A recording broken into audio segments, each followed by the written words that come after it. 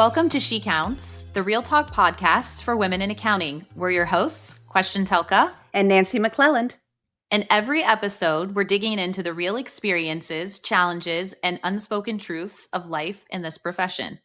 Because if you've ever felt like you're the only one, you're not, and you shouldn't have to figure it out alone.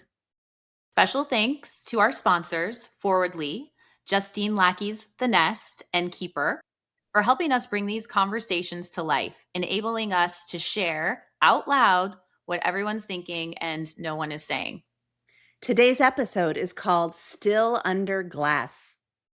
And today we're talking about a topic that really impacts all of us: why women are still underrepresented in firm leadership and what real practical changes can help us close that gap.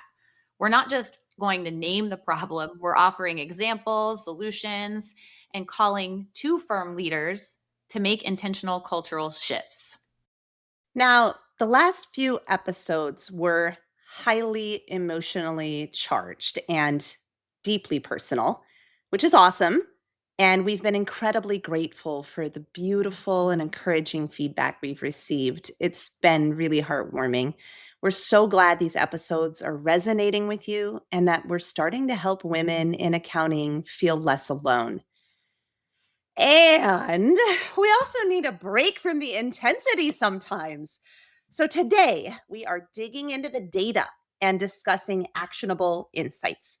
We love launching each episode with a story. Questian, what you got? Well, today the real story is in the data. As women, we already know what the data is going to confirm for us, but we want to share it, and we really want to make sure that men listening hear the data and our stories and examples that are kind of going to follow that data and the solutions that we're going to talk about.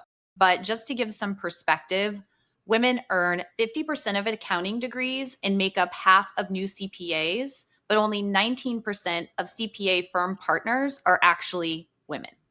Wow, something's happening between entering the industry and once they're getting promoted to partnership. There's a gap there. There's a gap. There's a lot of things happening. And so first we have to recognize that there's a gap, right? Right. And, we should point out we're aware that this isn't just accounting. Across business sectors, 14% of executive officer roles are held by women. So that those data are lining up with each other pretty well. It's not only accounting where this is a problem. Yeah, exactly. So, and I guess in accounting, one of the positive things we can say is that the data is a little bit better than it is across the board in all executive officer roles. But and at least we're starting out at 50-50. Right. And there's still a lot of work to do. So I think that the issue is really a structural issue. It's not a talent issue, right? Yes. We know that. We have 50% of women, or 50% of CPAs are women. We know that they're talented. I think the issue is that the profession is losing women mid-career, and it's not because they aren't capable, but because the system really isn't designed for us to stay, and it's really not designed for us to lead. So what's happening? Well, I think, let's look back at one of our earlier episodes for those who tuned in. Women are really citing a high level of burnout. Our work environments are inflexible. Now, I would say that they're probably more flexible now than they have been in past, of course, but still not flexible enough. And we're going to talk about some of the ways that they aren't. There's a lack of sponsorship, which means men showing up to help elevate women into positions of leadership. And then some. You mean using their privilege to their like inborn privilege to show up for women? Yes, correct. That's what we want. We want that sponsorship, and we need it. And I think in order for us to get there, part of the reason we're doing this episode is because it needs to be acknowledged. And I actually had a colleague a male colleague say to me, and I've shared this recently in another episode, that it's not that he really wants to help and he really wants to put forward positive change in the industry. But the problem is that he doesn't understand what the issues are, what are the problems that we as women are facing, and how he can help. So that's some of what we want to really dive into. Yeah, absolutely. And also, you had mentioned microaggressions as being one of the things that is, I think, a real challenge for women. And I would add that to the list of things that men don't know are going on. That if they knew, a lot of them would step up and say something if we educated them, and if they knew that the solution to that was to call it out in real time. We'll get back to that a little bit later, but I wanted to add microaggressions to that list of things that are things that are getting in the way between the 50% and the 19%. Yeah, of course. And we're going to give a lot of those examples, right? We're going to talk about what those things are that are they're actually taking place and happening. And I think that additionally, firm leadership doesn't often see what the problem is, especially if the retention issues are considered personal choices. Things Yeah. like, Pretty easy to just kind of quietly chalk that up. Oh, she decided to leave because she wanted to, let's say, focus on family. exactly, like have a baby, goes, has maternity leave and then chooses not to come back, and that's a personal choice. But you have to ask yourself the deeper questions. Why are women who have spent all this time gaining these certifications, going to school, why are they choosing to leave instead of staying and also parenting? Because I think a lot of women do find value in being a professional and want to have both. Absolutely.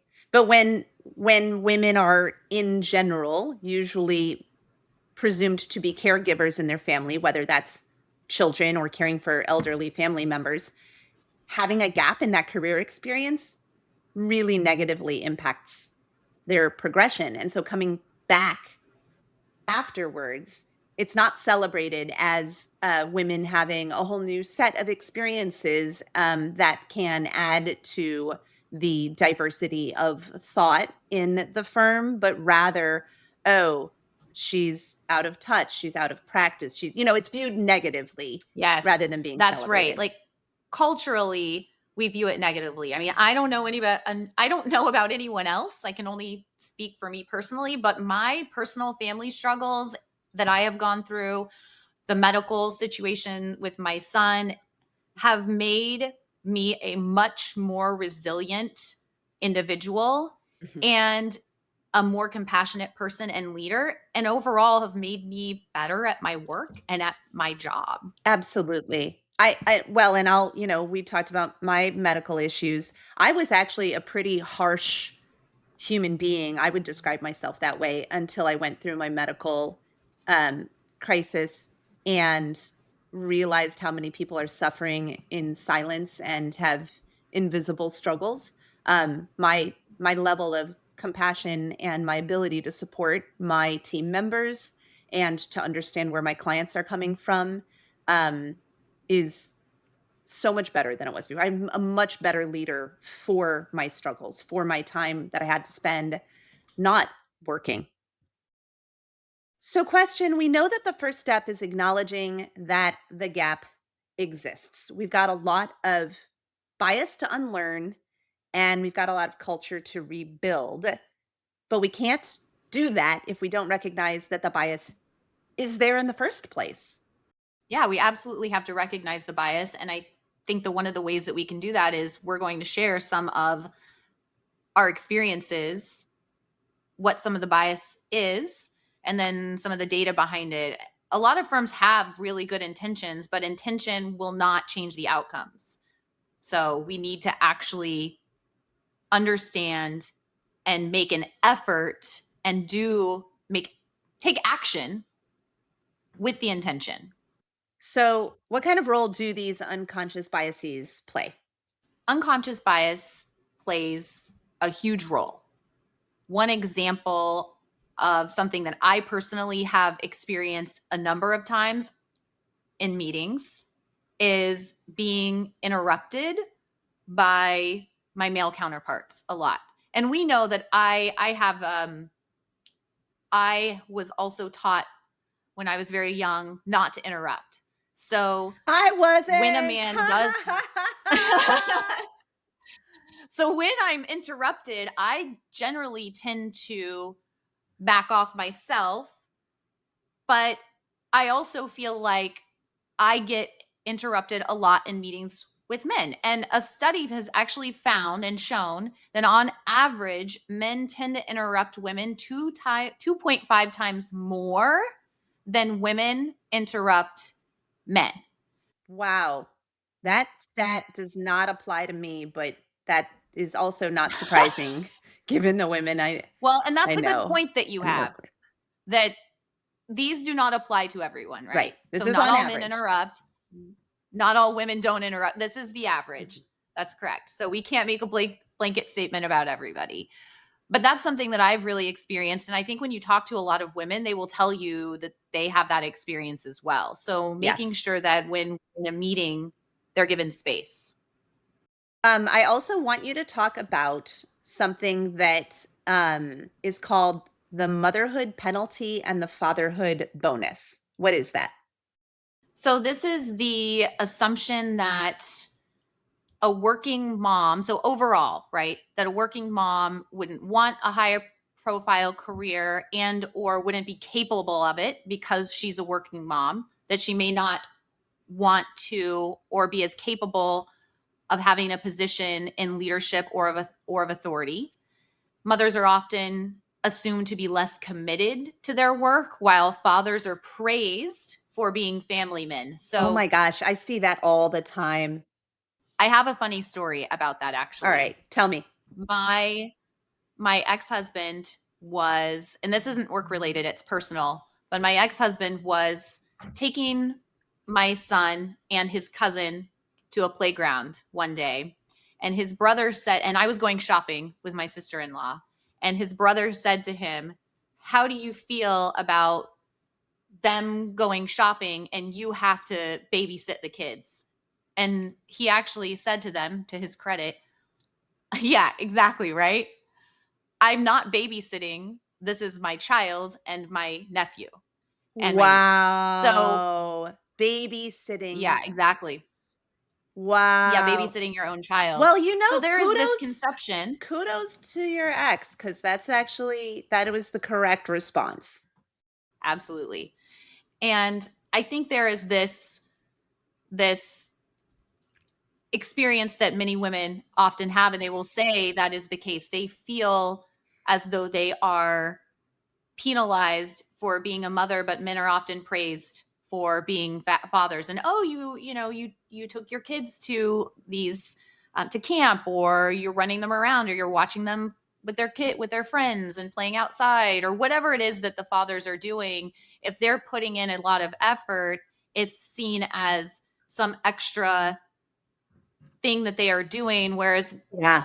it's just parenting, right? Robin Williams actually did a great skit for a kids album called Free to Be a Family, where it's called The Day the Dad Made Toast, and it is all about that, and if you Google that, it's so good. He does all the voices in the story, you definitely have to listen to it, The Day Dad Made Toast. So I actually have some data to support the stuff that you're talking about. So I'm gonna cite a few, studies here. So um, mothers were considered to be 12 percentage points less committed to their jobs than non mothers, while fathers were perceived as being 5 percentage points more committed than non fathers. And compared to childless men, mothers were rated 6.4 percentage points lower with regard to commitment. And this is reflected in salaries. Mothers were recommended a 7.9% lower starting salary than non mothers. And that is 8.6% lower than the recommended starting salary for fathers.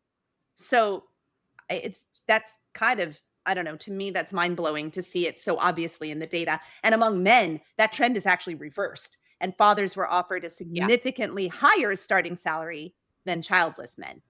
So it's Yeah, which I mean, it's unbelievable. It's believable because we've experienced it, but it's really yes. unbelievable when you see it in the data. And this was actually a study done by Harvard as well. So, a reputable source also. And so I think it's really a sad situation that there is a bias there, and I think we need to just be really, really mindful of that and make an effort at change in this area.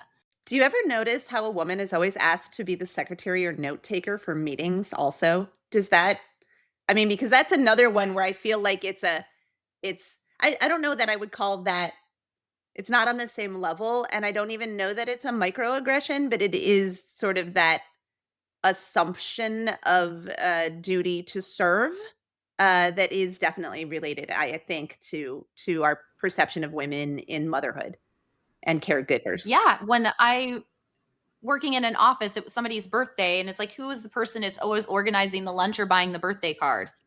We're going to be in an equivalent role with a male colleague, and they're not the ones typically that are assumed to do it. And yes, by the way, to your question about in meetings, the note taker, in my experience, is typically ends up being a woman. Mhm. So there are just these assumptions that are made that that's our role, and it isn't. I know that in a room full of professionals, we generally assume that the woman is the assistant. Even myself, these are deep-seated cultural biases. So, it's hard to see them in ourselves, but um I presume when I hear that somebody's a doctor, I picture somebody who is a male, for example. When most people picture a CPA, they think of a male, right? So that's definitely these go deep and they're societal and we shouldn't necessarily be beating ourselves up about it, but we have to notice that. And I know that something that you've talked about in your personal experience when you were at a CPA firm is that when the men were receiving feedback, it was very actionable and it was very tied to growth. And, so like what here are the things you need to do to get to the next level. Whereas women were getting really vague feedback. You're doing great. Just keep it up, which is very presuming they're Yeah. going to stay in their place. And it kind of feels condescending.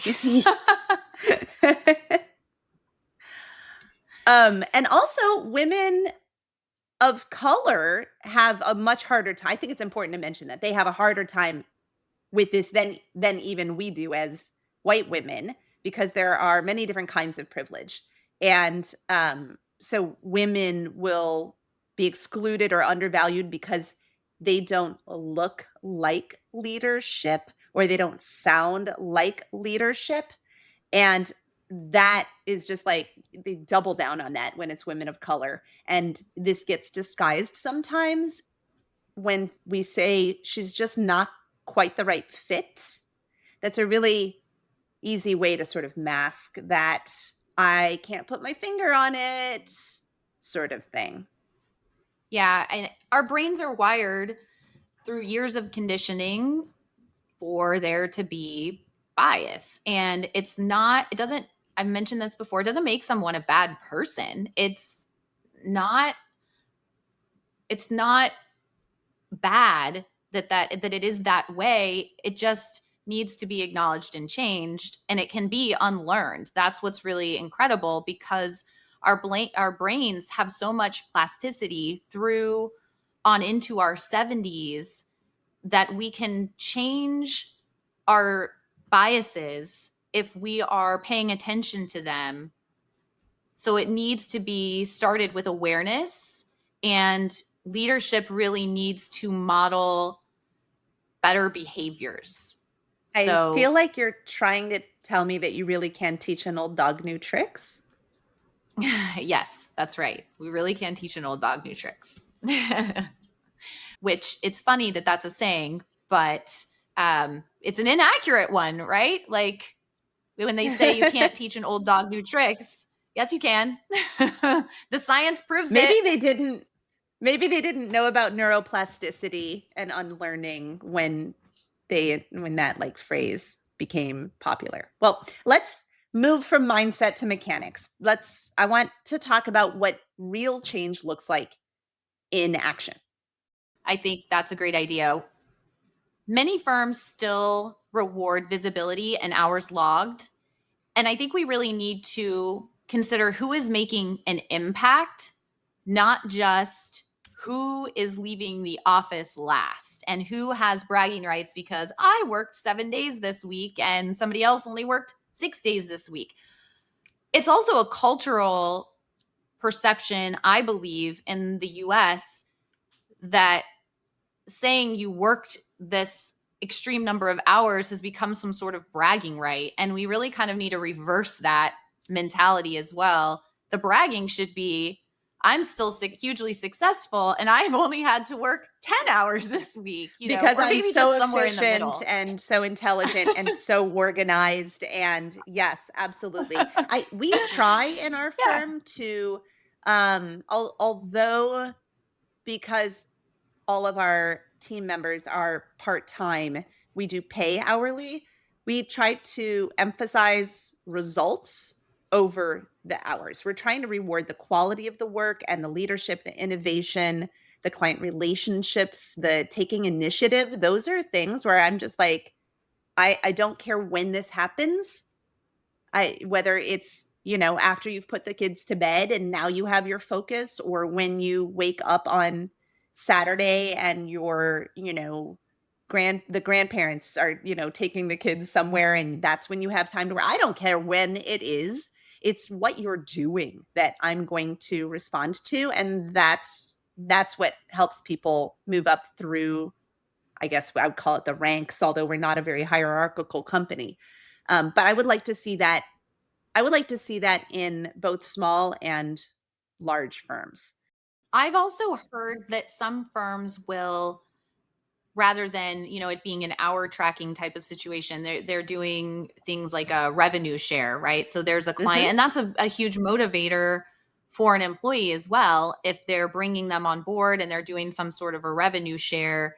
And then you're less focused on the hours that they're working, it's just the value and the quality of the work. And there's a benefit outside of just here's the amount you're receiving per hour to continue to work, to build that client relationship and Absolutely. Yeah. grow the revenue. Yeah. So, Well, we've experimented with that a couple of times on individual projects, and it's gone well. You're sort of inspiring me to go back to that and see if there's a way to put that into non-project work. Let's also talk about representation and leadership. I know we've talked about this on other podcasts, so we won't spend a bunch of time on it, but how do we get more representation, right? You need to see somebody who looks like you in a position of leadership in order to recognize that you can do that yourself. yeah. And it takes doing an audit and taking a look at your leadership pipeline. Who's being groomed? Why are they being groomed? And making sure that your pipeline to leadership roles is equitable. And then I, setting the expectation that having representation matters and that's part of your culture. and I got to add something to this. Don't wait for women to ask for a promotion, because women are far less likely to ask because they are waiting to be recognized. So intentionally promote women. Just because they're not asking for that promotion doesn't mean they're not qualified for it and they don't deserve it. They're simply much, much, much less likely to go for it. And that's really goes back to what we were saying about sponsorship, Yes. right? So we're looking for sponsorship as well as mentorship. Mentorship is amazing and hugely helpful. And we really discussed that on an earlier episode. But sponsorship helps move the career forward, right? So women need advocates for sponsorship or just need advocates in general, even when they're not in the room. So people who will promote them, as you were saying, without them being asked and give them big clients and big opportunities. Yeah, I mean, I think one of the important things there is that we're talking about them when they're not even there, right? Like I know we already did a full episode on mentorship, so go check that out. Today we're talking about action, not advice. But one of the things that we can do is to say, I have an idea for somebody who'd be perfect for that client. We should plug her into this. Or, your colleagues, if an opportunity isn't right for you, plugging in a colleague who might be right for that opportunity. I know that's something I do a lot in the world of public speaking. Yeah, absolutely. It's interesting that you said that because before you said I do that in the world of public speaking, that's exactly what was going through my mind is Oh, that really? we do this with our colleagues. Yes. Yeah. When for teaching or speaking engagements, for bringing guests onto the podcast or recommending them for other advisory boards and things like that. So we're always kind of doing that. I think you and I a lot, especially. And I mean, I know that you do it very often because you've done it for me several times. So, um, another really important thing that we need to keep in mind is flexibility. So, real flexibility isn't just a policy, it's putting it in practice. So, don't say that you're going to give unlimited vacation or you're going to give parental and maternity leave or a flexible schedule and then expect your employees not to use it or create a culture where it's not utilized. So Can I share a partners story here? should I actually, gotta share a story yeah, about a friend. All right, so good. a friend of mine who will remain nameless, but she listens to this podcast, so she knows who I'm talking about.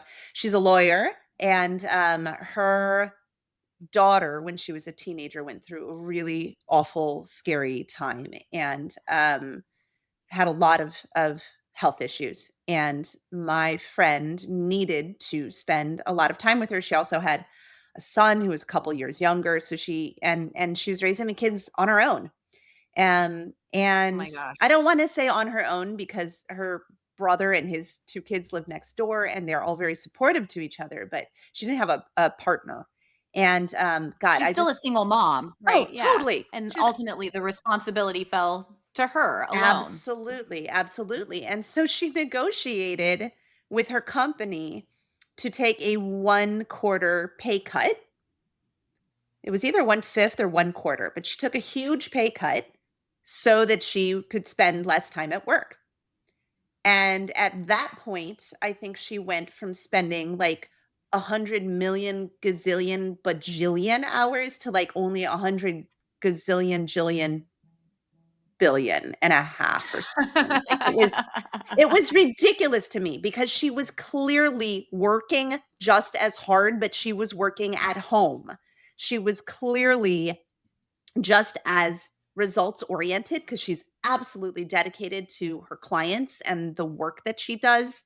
None of that changed. She got results done. It's not like she participated any less. She was just doing fewer hours and she was doing a lot of those hours from home where she could not be seen doing her work. But that pay cut, that pay cut stuck.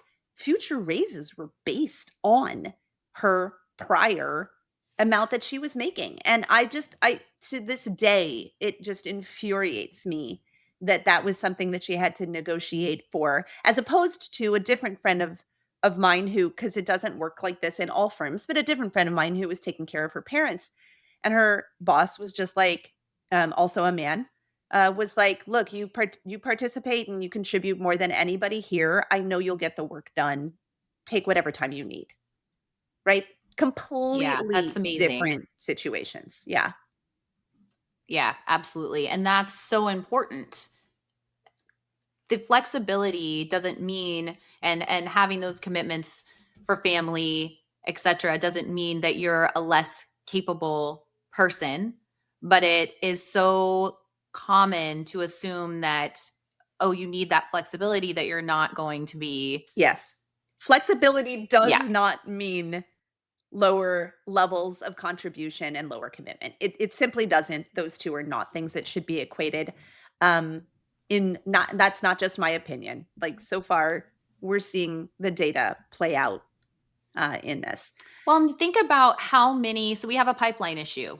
Think Right. about how many women who could fill some of these roles that are willing to work part-time. So maybe they want to spend less time at work. They do want to be at home and be a more present parent, and they want to work part-time, but most firms will not hire someone in a part-time, most larger firms will not hire somebody in a part-time role like that. They want full-time plus, right? Which 60 plus hours a week. So we could be hiring more women who are highly competent, highly skilled, who have taken the time off of work, who've stopped working stopped working entirely. That's part of the reason that I stopped working entirely. Mm-hmm. Still fully competent, still did an excellent job, feel like I still do, but left the place that I was working because I wanted to be able to be with my son some of the time, and there was no flexibility for being in a full-time versus part-time role. I want to make a plug for Luma Accounting, Luma. Kim Kelleher of Luma Accounting is working with, I believe, Rebecca Driscoll from the Collaboration Room.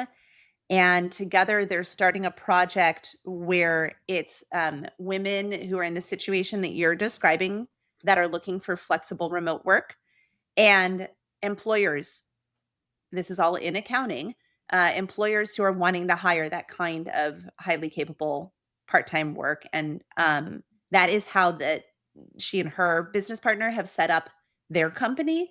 But they're actually creating a resource where you can sign up either as a worker or an employer. And I don't remember the name of it, but I will make sure to put it in the show notes. It's very new, but if you Google Luma Accounting Kim Kelleher and follow her on LinkedIn, she's just an incredible human being. Very excited that we get to She see her is. at Scaling New Heights coming up soon. But that is a great example of like, hey, we see a problem, we're going to create a solution, right? Connecting the employers and the employees who are exactly in the situation that you're describing. Yeah, and also I think employers being open to it. It's like consider being open to having somebody work less hours or have that flexibility and not, oh, we have to be 60 hours or even 40 hours. Some people may just be able to do 30 and giving them that option. My EA does approximately 10 to 15 hours a week, and that's what she can give me. And I've made it clear to her, you are so amazing, and I will always have enough work for you to do more hours if you can. But I'll take what I can get because you're that great, right? So, and she gets the job done. She's highly efficient because she knows that her time for working is limited, and I truly appreciate that. Let's talk next about pay equity. This is, I think, Yes. a really obvious one that we have not touched on yet. So let's make sure that we talk about closing that gender pay gap. How do we even start? Yeah. One thing that comes to mind for me that I think is really important is when you are hiring employees in general, but especially women, when you're trying to close the pay gap, is not asking what their prior salary was. Should be really hiring based off of the role that you're filling and what credentials that you're looking for, because if you're looking at someone's prior salary in order to make a judgment, and women are historically paid less than men, then it's going to perpetuate the problem and Absolutely. continue the gender pay gap. So Yes. to me, that's one of the biggest things that we can do moving forward to make that change. What do you think? I totally, absolutely, completely agree with you. Another thing that I would like to point out that is related to that is that in general, when people are applying for a position and they're asked what their prior salary was, men will inflate that. They will say they were Ha! getting paid more than they actually were, and women will not. And Are honest. I don't know if that's because they're afraid of getting caught or if it would never occur to them to do that in the first place. I don't know what the reasons behind that We're are, less but risk it is shown averse. that that tends to happen. So keep that in mind if you are asking for that data, that what you're looking at may not be honest, and it's going to be honest/dishonest in a different ratio in general, on average, uh, when you're talking about that gender difference there. That's so interesting. Isn't that interesting? I also think that Yeah. one of the things that, I mean, we talk about transparency and pay. How many of us are actually transparent? How many of us talk with our friends and are comfortable saying out loud, here is what I make? It's very taboo. And I think that closing the gender pay gap, one of the things that would help is if we just de-tabooized that. I know that that's not a word, but it is now. Wait, let's talk about compensation. Let's talk about it out loud. Let's make that something that's not secret, especially within and among comparable roles. So, I you agree. do? Within an organization, absolutely sharing what the compensation is for a particular role. I think it needs to be, it's like, yes, it can be out in the open in personal conversations, but we really need to make it out in the open internally. You mean like in a formalized way where like the company says this role has this range, and Yeah, in a formalized. so that everybody knows. That's right. Okay. Everybody knows. Yeah, this is what the range is. And I wouldn't go so far as saying that we publish everyone's salaries, although I will say that this is interesting. So, I don't know if it's just universities, but I know that some state run organizations like universities do publish the pay of their employees. When I was studying human resources, everything that I learned about this was leaning into the more you can share, the better, and what healthy, like some of the healthiest companies in the world are actually, where people say best company to work for, that kind of thing. When I'm talking about healthy companies, that's what I mean. They actually do share all of that information, and payroll is completely a matter of public record, which stuns me because that is not generally accepted in our society. But everything that I learned when I was studying HR pointed to the more information you can share about this in your organization, the better.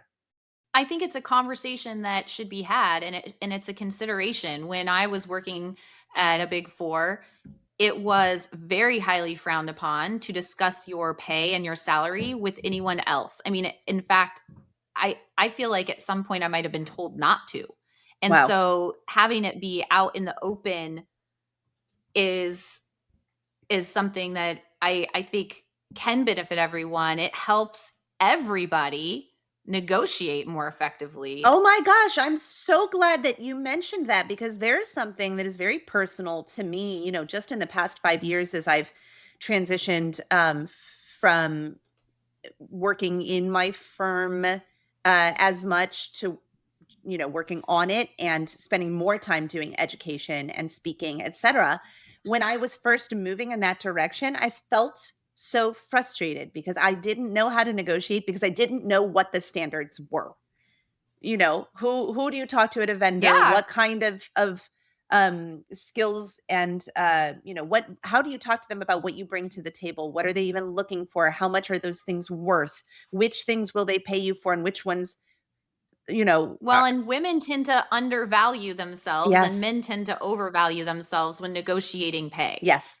Yes, So, absolutely. and if you have no framework or you have no starting point, Well, and you're the going to only under I mean, reason that I got to the point where I was finally able to have that confidence was that I reached out to colleagues such as yourself, and I was like, "How much are you getting paid for that gig?" And you just told me, right? So, yeah. like, I had to Yeah. ask, Yeah. and you had to be comfortable sharing in order for me to be like, "Okay, now I have a sense of baseline for that type of work." And then, And asking I other said to people. you, Yeah? yeah, I said to you, because you were doing it for not enough. And I was very open and said, you need to charge a lot more. Yes. And you said, apparently, right? Because you didn't know I had what the no starting idea. point was. I had Yeah. no idea. Yeah. Plus, oh my gosh, let's not even get into the conversation about exposure, doing public speaking for exposure. Somebody said recently, they made the great comment, people die of exposure, you know?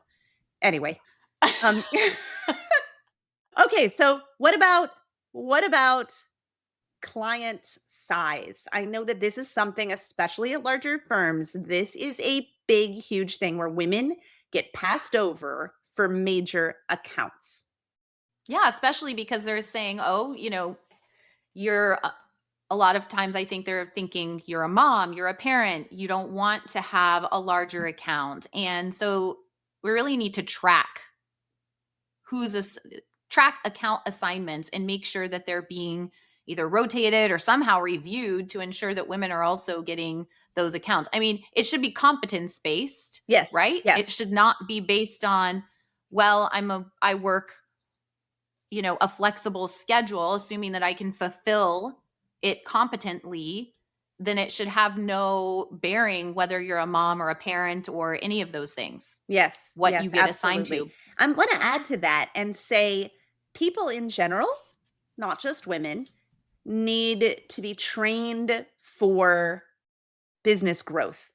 It's amazing how many times people will get assigned a new client or they'll be promoted into a position, but they haven't been given the training and the support and the resources they need to succeed in that new position. So, as we're talking about making sure that people who have flexible schedules or who are working part time or who may be balancing a lot, as we're talking about making sure that the larger accounts are sort of getting rotated, new large accounts are getting rotated.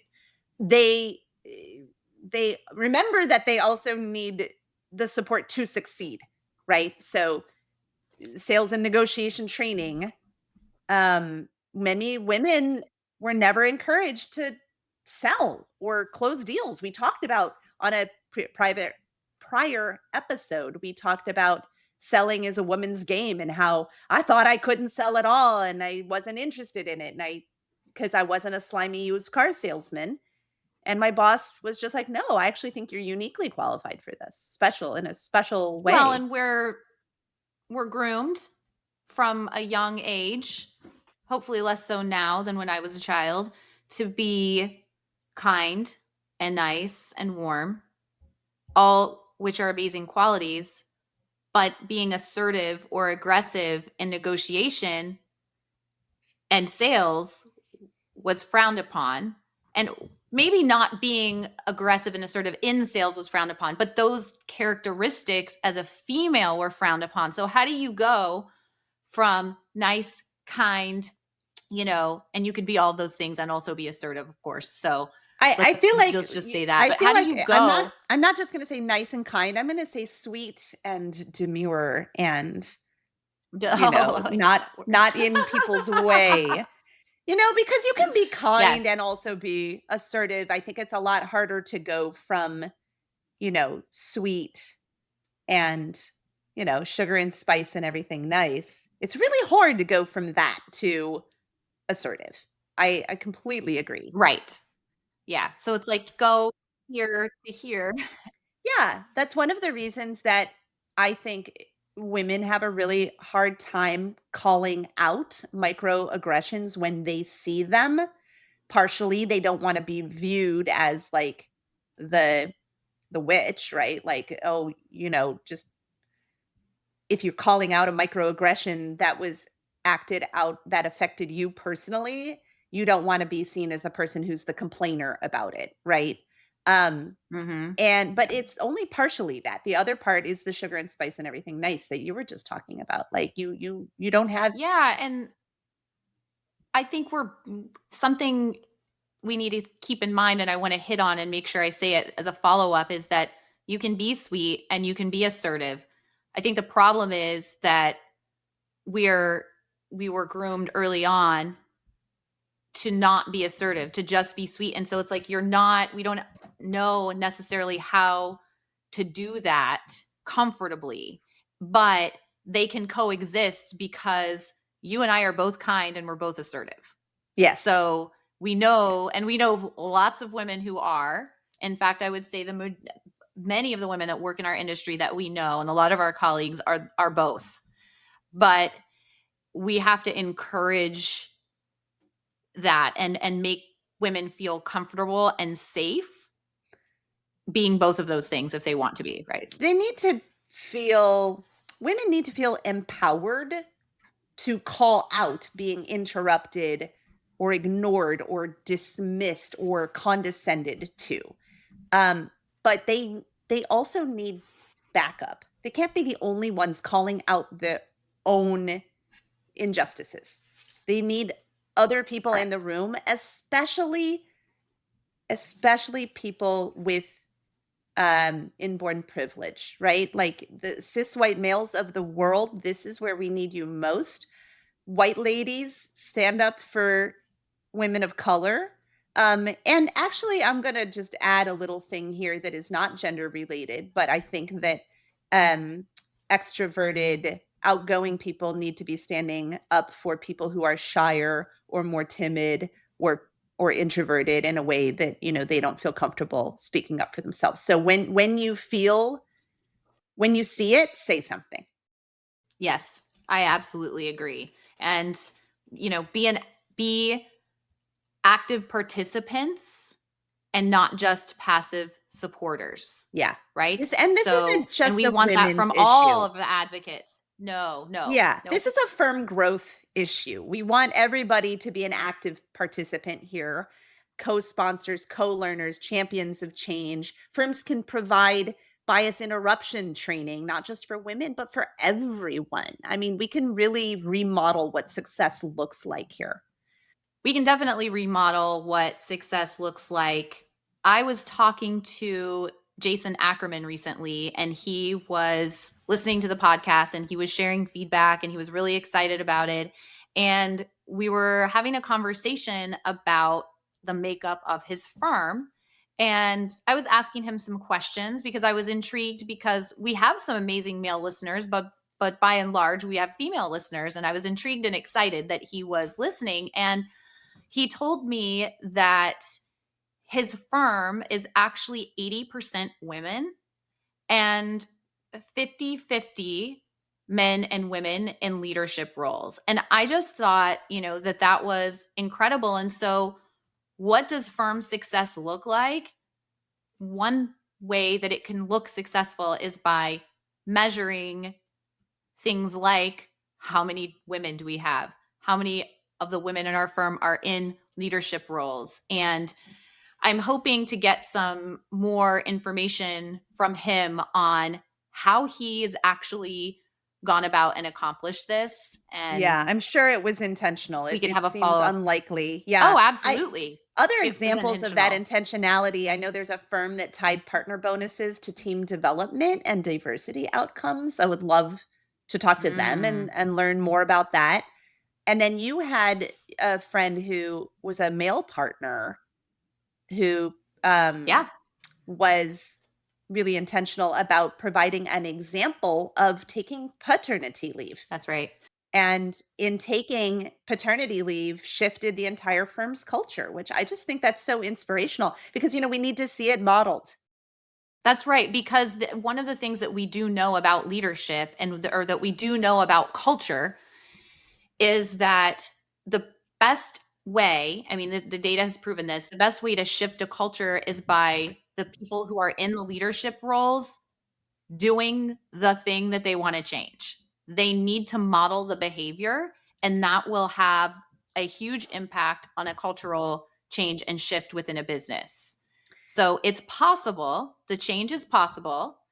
I mean, the leadership gap in accounting isn't going to close on its own, but yes, it can close. We just have to have awareness and commitment and intentional action. That's right. So the change is possible, and the culture is created based on what we celebrate and what we reinforce. And so we need Whether to you're running a make firm or just getting started in your career, I mean, you have the power to be part of this shift, right? that's right. Well, we'd like to ask listeners to follow our She Counts podcast LinkedIn page and to join in on this conversation. We would love it if you would share under the post for this episode your stories of bias that you feel like you've faced in the workplace. And before we sign off, as usual, I want to share a quote. And the quote is from Michelle Obama, and she says, "Let's be very clear. Strong men, men who are truly role models, don't need to put down women to make themselves feel powerful. People who are truly strong lift others up. People who are truly powerful bring others together." Oh, And that's a I good just think one. that's very true. I love that. Oh my God. She's so inspiring. Everyone, thank I you for know. being here with us on She Counts, the Real Talk podcast for women in accounting.